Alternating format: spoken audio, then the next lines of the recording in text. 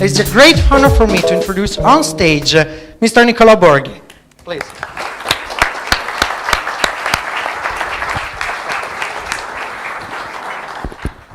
Can you hear me? Yeah. So this is a little something for later. I'm worried, and I don't think we're gonna make it. These were the kind of thoughts that I was having in 2007 when I was just about to get out of university. People from my generation were facing this crisis, the economic crisis in 2007, 2008, just when they were about to go out of university and entering in the real world. We're also facing a climate crisis. This is something that's affecting the whole world. And then in Italy, we are facing what I consider a crisis of values, crisis of moral values. Now, one of the hard things about this kind of crisis is that you have to find a picture of it. And therefore, I choose him. This is a crisis of moral values. Now, beyond this kind of crisis, there is the same paradigm, which is this kind of paradigm. Profit, profit, and profit. This was the paradigm I was taught in university, but it generated the crisis that now I didn't have the tools to handle and to cope with. Luckily enough, during those exact same years that I was studying, I had some amazing experiences. In August 2005, I was celebrating my 23rd birthday in a country that I never visited before with a group of people that I didn't know. And that was one of the most revealing and eye-opening moments of my life. I had landed in India just a few days before, but from the moment you land, you can touch the enthusiasm of a nation that is growing. What you read back in your country, in Italy, it's true when you're there. You can sense the excitement of people. You can actually see it in the eyes of young people and adults. You can see activities coming up. And most of my friends at university were starting new companies, were about to start new companies because they wanted to actively take part to the growth of a whole nation. And then I did another experiences. A few years later, I went for the first time in Silicon Valley. Silicon Valley is fantastic. We know it, you know it. In just a very short time frame, it became what was just fields, farm fields, into the most innovative tech cluster in the world.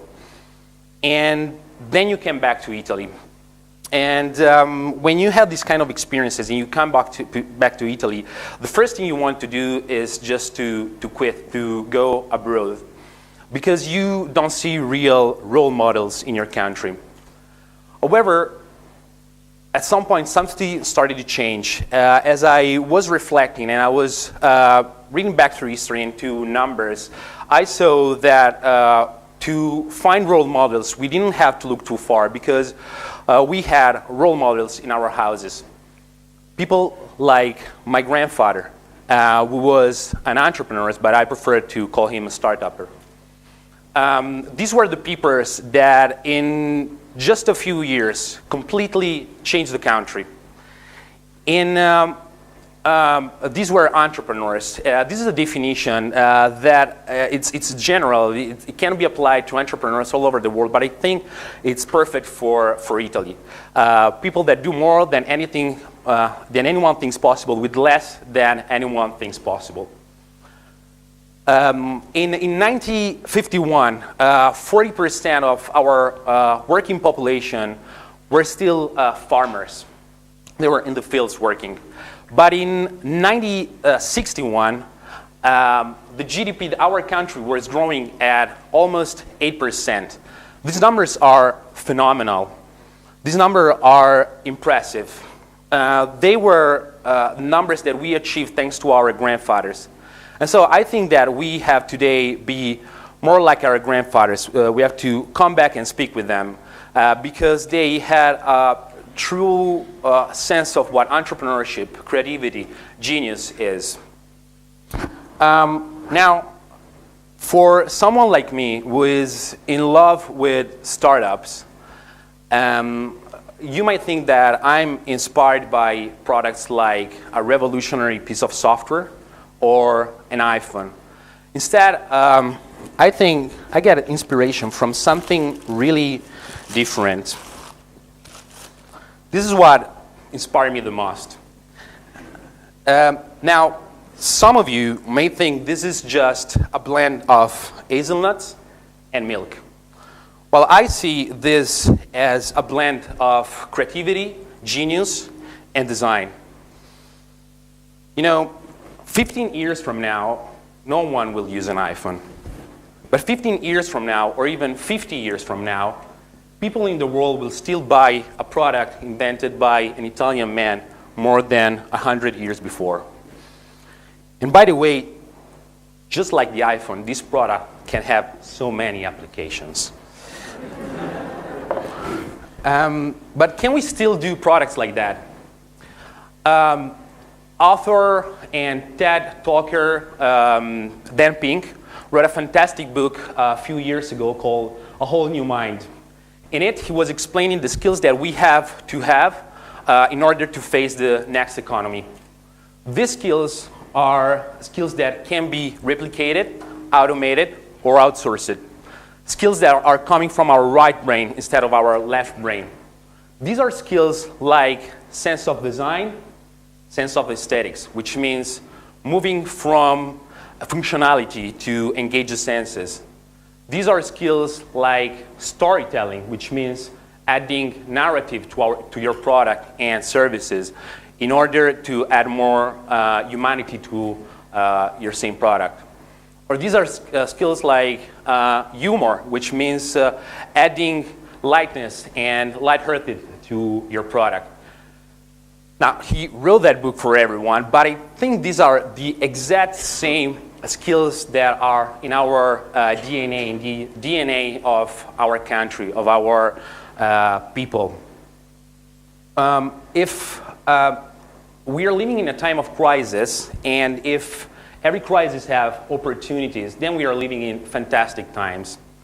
Over the course of the last 2 years, I had the chance to meet with hundreds of individuals and entrepreneurs that are working from their kitchen, that are working on side projects, but there are people who are really already understanding that entrepreneurship and startups are the new tools to reboot our economy.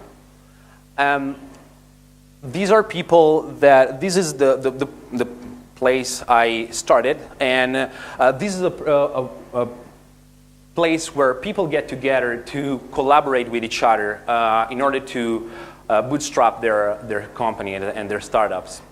But more than that, these people are not following this paradigm. The people that we are calling and that we are uniting under the same roof are what we call social entrepreneurs.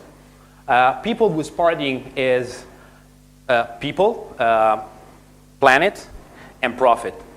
So these are people that are measuring their performance, taking into account social impact, environmental impact, and financial impact. These are the famous triple P. This is the famous triple bottom line. These people have fantastic projects, and more than that, they are following the definition of social entrepreneurship that I like the most, which is a group of leading entrepreneurs working together. This is probably the first time in history where we put the focus and the stress on working together when we are speaking about entrepreneurship. Startups are really hard. Startups are, they demand you to test your ideas, to do insane working hours, especially when you want to make 2 startups, very often with little or no salary. A few years ago, I read a fantastic book called The Last Lecture by Professor Randy Pausch. It's a book filled with emotions and fantastic lessons. But among all the quotes, there is one that I particularly love. He speaks about the obstacles and brick walls that we face in life. And he said, brick walls are not there to stop us. They're there for a reason. They're not there to keep us out. They are there to give us the chance to prove how badly we want something.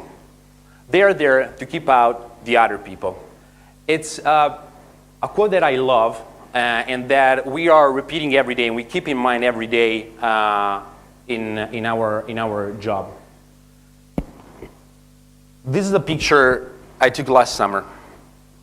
This is my grandpa, and this is my nephew that just turned 1.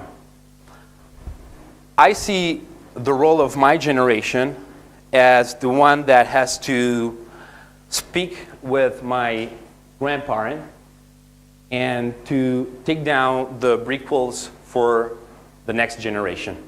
Thank you.